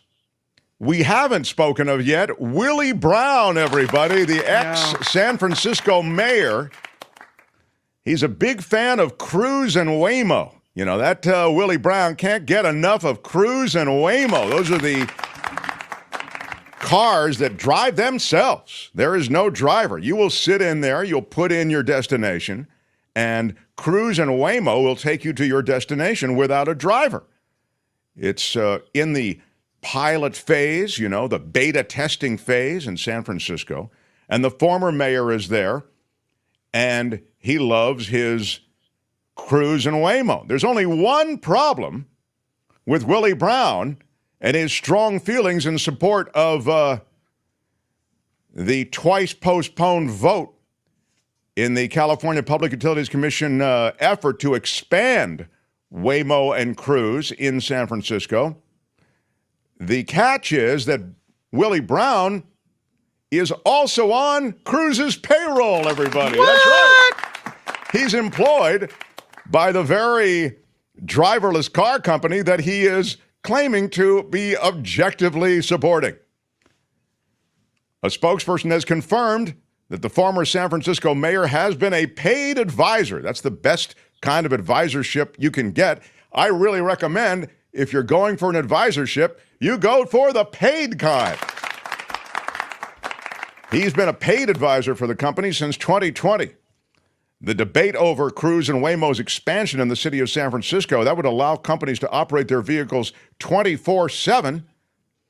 And I'm no student of jargon, but I believe 24/7 is all the time in San Francisco.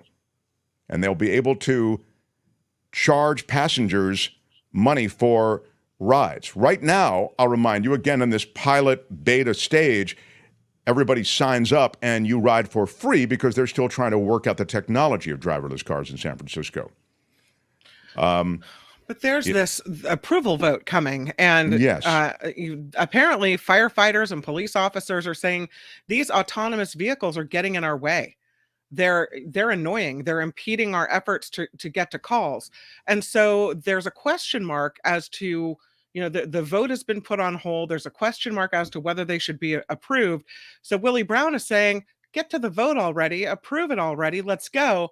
And now come to find out, maybe the reason he's saying all this is because his pockets are being lined in cash. A little extra something in his Christmas stocking if he gets that vote happening soon. Is that what's going on? Yeah. But Kim's right. You've got, in addition to the people that she mentioned, you've got a bunch of transit activists who are just in general not fans of this, and they put those cones. If there's a cone, explain it, Kim, how they do it. They're kind of like the car has sensors all around. Almost, yeah. What's that? Yeah. Go ahead. So the car has sensors all around it, right? Which is what keeps it from whacking into everything, supposedly. Well, if you set a cone on the hood of the vehicle, it is unable to function, and it just stops right where it is. That's it. So you basically disabled the car just by setting a cone on its hood. So people that are not fans of these autonomous vehicles rolling around the city are putting cones on the hoods of these cars, which, causes all kinds of trouble. Anyway. Yeah, there it is. And if you're watching on YouTube, we have a shot of it.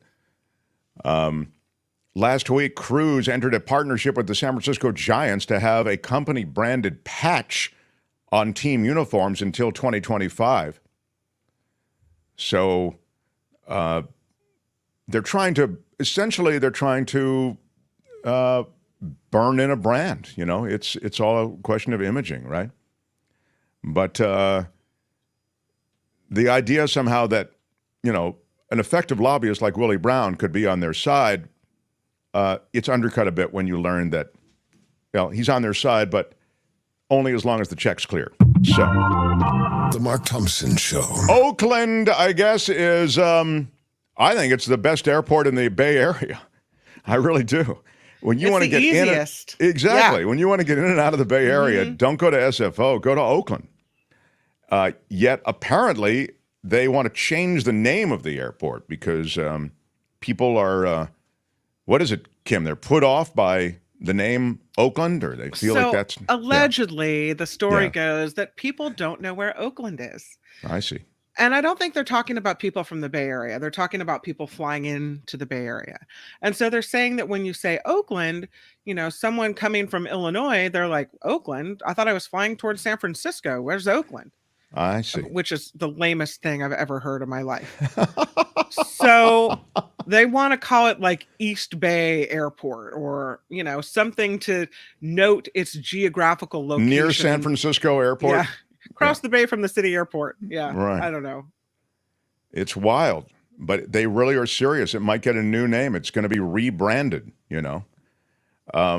Officials for the Port of Oakland, which manages the 100-year-old airport, confirmed that any rebranding will not involve removing the city's name. They'll just add something to Oakland, Kim, you know. They say the name Oakland just doesn't seem to be selling enough plane tickets. Aww. Apparently didn't sell enough Warriors tickets, enough Raiders tickets. Just everything enough from A's Oakland. They're tickets? just, I feel for that community. I wish the A's were staying there. I really do. I think they deserve. Now you're taking away the Oakland airport? Right. East Bay Regional whatnot? Come on. Market research, both nationally and internationally, has shown that majorities of international and U.S. passengers are unfamiliar with Oakland's proximity to the San Francisco Bay. The lack of awareness depressed inbound passenger demand, even from passengers flying to destinations near Oakland. They still go to SFO, I guess. Do we not understand that we have Google and that Google has maps and Google Maps? If you don't know where it is, just look at it. Just Google it. But here's the thing, when you're buying a plane ticket, I know this from flying to Washington, where my parents are, I go back there quite a bit. And if you don't know that you can fly, let's say, to BWI. Now, you don't know what BWI is if you don't fly there a lot. But if you do, it's Baltimore, Washington International. Okay. So they did a really clever thing with the branding of BWI. They kind of established, hey, we're Baltimore, Washington. Now, it's actually closer to Baltimore, I think, BWI, than it is Washington. But they did that thing. And if you didn't know that, to look for that, then you're just looking at, Reagan National, or you're looking at Dulles Airport to fly into Washington. So I think there might be a portion of the community that's flying into the Bay Area or planning a trip that just looks at SFO or San Jose. I don't know. Well, I wouldn't have known what BWI stood for because I've never flown there before. But I would say, though, that if I said I'm flying from Oakland or San Francisco to Washington, D.C., and the list came up and it said BWI, I would go, BWI? What's that? BWI, enter. Oh, Baltimore, Washington. Got it. Yeah. Okay. Right. That sounds good. Right. Exactly. I mean, how hard is it to figure out? I don't think we need a name change for people to be, don't dumb it down. People will figure out that Oakland is very close and it may actually be closer to their destination. Well, I hate to disagree with my darling Kim, but, I am all for dumbing it down whenever you can. I believe that you do in this case. I support their efforts to turn it into Oakland, San Francisco. I would just say, I would call it that, just like they did with BWI. Baltimore, Washington International, call it San Francisco, Oakland International. And I don't know if the... I don't know what the realities are concerning that. Can they do that? It is international, right? It's a Port of Oakland decision. They can absolutely do that. Okay. Lori says if they don't know that Oakland Airport is as close or closer to San Francisco Center than SFO is, then that's a problem. And she's right, because SFO is in Brisbane, right? That's right. That's right. I'm sure they rejected the Brisbane International. Like Brisbane Terminal. Why do we call it? It is in Brisbane. Why do we call it Brisbane International? Because no one knows what the F Brisbane is. That's why. But there is a new expansion of the Oakland Airport, 830,000 square foot terminal. There will be a new terminal among other facility upgrades. Pretty exciting what's going on actually in Oakland at the Oakland Airport. Or as I like to call it, the Oakland San Francisco International. Oakland's airport, which is so far south off I-880 that even some Bay Area residents often mistakenly believe it is in San Leandro, falls within the district of City Council member Trevor Reed, who said she hasn't yet heard any mention of a name change. Well, it has been confirmed by the Port of Oakland, and as Kim says, Port of Oakland will have the last word on it. So when you use any of the travel websites, when you type in a city, there are surrounding cities with airports that give you the option to use all surrounding airports near that city. That's so right, Louie. That's right. Yeah. They usually say airports within 50 miles or whatever it is. So, so thanks for that.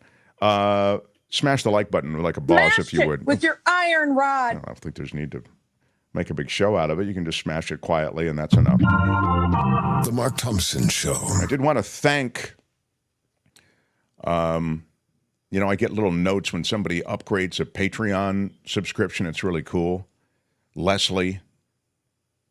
She spells her name with a Y. I kind of like that. Yeah, cool. Thank you, Leslie. Yeah. Went from $5 to $15 a month. Wow. I really love that. Yeah, that's really cool. She must like you a lot. Yeah, well, I'm glad somebody does. Must be a really big fan of the Mark Thompson persona. Yeah. What? No, but you kind of need that support. We have this community. I always say it's a small community, but we can stay here if that small community continues to support. So if you haven't yet, check out the Patreon and PayPal links. We'll try to recognize you across the way I did it the other day with Kent and Sheila and Deborah. My bad. I'm sorry. I have to self-correct. Lori says, SFO's in San Bruno. Yeah. Sorry, I said Brisbane, San Bruno. Well, Peninsula adjacent. I would say you misspoke then. I misspoke. Right. Would you say your words upset so many people? My words upset so many people. Apparently upset one person enough. Yeah. Lori. I would agree. Yeah. You want to say anything else in regard to? Thank you for the correction. I am very proud to admit when I make a mistake. No, I was thinking more in. I own it. No. Well, that's close. Thompson. Getting warmer. I own it is getting warmer. I'm sorry. My bad. My bad. I'm sorry. That's it. Exactly. That's what we were looking for. Thank you. My bad. I'm sorry is the winner. Well, the Georgia case in Fulton County, that is coming for Trump. There is more coming for the former president, and we will watch it for you. Tomorrow, though, the great John Rothman joins us, and he will have thoughts on the former president and beyond. There is also one last story that I thought it was quite extraordinary. And it comes, and it should be in a way, a Florida story, but it's not. It comes from a listener, and I'm embarrassed I don't have the listener's name right handy, but I will get it for you. So many stories that we do, particularly the offbeat stories, come from you guys, which is so great. Yeah. Here is the headline. It does, I believe, though, it comes out of Texas. So that's we always love. I'm Shadow Stevens. No. I was looking for the Texas drop. Y'all can all go to hell, and I'm going back to Texas. Help me, Jesus. Snake falls out of sky, lands on woman, then both are attacked by a hawk. What? Help me, Jesus, is all Peggy Jones could think to say during the snake hawk attack. Help me, Jesus. This is in Silsbee, Texas, everybody. Y'all can all go to hell, and I'm going back to Texas. The bizarre incident didn't stop. She was. Tell you, I would not be screaming, "Help me, Jesus!" That would not be coming. I think every expletive would be coming out of my mouth. Maybe they just excluded some of the other things she shouted. Maybe a Jesus Christ would be, appropriate. I don't know. Right. She was on her tractor mowing at her home in Silsbee, Texas. That's near Beaumont, Texas, as you probably know, Kim. Y'all can all go to hell, and I'm going back to Texas. And she's just minding her own business. She describes how suddenly a snake fell on her arm, wrapping around her arm. The snake was squeezing so hard, and I was waving my arms in the air. And then, this hawk was swooping down, clawing at my arm over and over. God. I just kept saying, help me, Jesus, help me, Jesus. I think it's a strong play, to be honest. I got no problem with the help me, Jesus call. The hawk eventually ripped the snake off her arm. Wow. Maybe the snake was Satan and the hawk is Jesus? Is that possible? Something. I love a narrative, and You do not know what you are talking about. I don't think, on this one, I think my opinion's as good as anybody else's. The hawk eventually ripped the snake off of her arm, flew away with it. She thinks the hawk came down on her at least 4 times trying to get the snake. That's why the snake was, why the hawk was coming down to begin with. She says blood was everywhere. Her husband heard the commotion, came running. I was yelling and screaming. He didn't know why I was yelling and screaming or what I was saying. Help me, Jesus was a little muddled. Her husband took her to the emergency room. She was treated for cuts from the hawk, bruising from the snake. And she says, I feel like the luckiest person alive to have survived this. Yeah. Well, did they know what kind of snake it was? And I guess she didn't get bitten by it, huh? It was the kind that squeezes your arm. It was the kind where the hawk's like, hey, if you don't want that, I'm hungry for dinner. This wasn't even her first encounter with a snake, though, Kim. She survived being bitten by a venomous snake just a few years ago. And she's already back on a tractor. A true Texan. Nothing keeps them Texans down, boy. Yeah, you got it. Y'all right? can all go to hell, and I'm going back to Texas. Yeah, I'm going back to snake country, baby. Yeah. All right. What a story. That's well, crazy. There you go. It's a good one to go out on, I think. I have a question. Yes, a question from Tony, everybody. I don't know if you'll recall. Tony has been quite quiet. Thanks, Tony. Yeah, what is going on? They said the snake fell out of the sky, right? It fell. She doesn't know where it came from. Perhaps the hawk dropped it. That's what I'm thinking. And now the hawk thinks she's eating her food. So he attacked her. Yeah. That is That's what I'm thinking. Absolutely right. I think Tony's on to something. The snake, wiggled itself loose, and the hawk's like, nope.